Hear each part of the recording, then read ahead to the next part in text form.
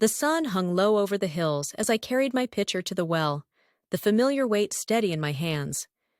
The air was cool, the kind of evening that whispered of change, though I couldn't have known just how much. As I approached the well, a stranger stood waiting. His robes marked him as a man of means, but his face was lined with weariness from a long journey. Beside him knelt camels, their heads drooping with exhaustion. He looked up as I drew near, and his gaze carried a gravity I couldn't ignore. "Please," he said, his voice low but steady, "give me a drink of water from your pitcher." I hesitated only a moment.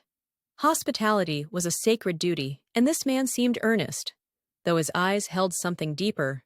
Hope, maybe, or desperation. I lowered my pitcher and poured water into his hands. "Drink, my lord," I said, and as he drank, a strange warmth filled my heart. Without thinking, I added, "I will draw water for your camels too, until they have had enough." His eyes widened, and for a moment, he looked as if he might weep.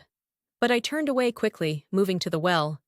Drawing water for 10 camels was no small task, but I worked with a sense of purpose I couldn't explain. When I had finished, the man stood before me, holding a golden nose ring and bracelets. He placed them in my hands, and my breath caught. These weren't mere gifts. They were treasures. "Whose daughter are you?" he asked, his voice trembling now. "Is there room in your father's house for us to stay?"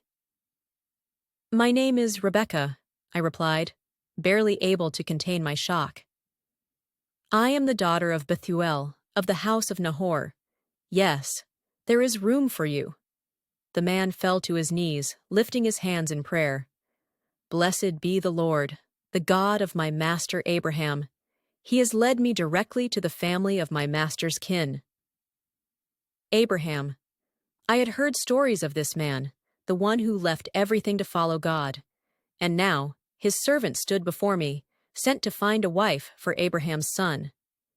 That night, as the servant shared his tale, I felt the hand of destiny upon me. This wasn't chance, it was the will of the Almighty. He had guided the servant's every step, bringing him to me.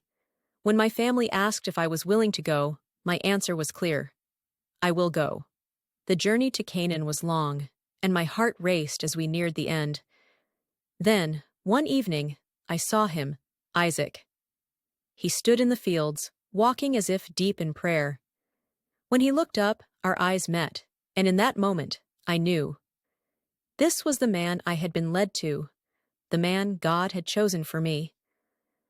My heart swelled with both fear and wonder, but I veiled myself and stepped forward, ready to embrace the life God had prepared. And so, I became Isaac's wife, not by my own design, but by the orchestration of a God who sees and plans all things.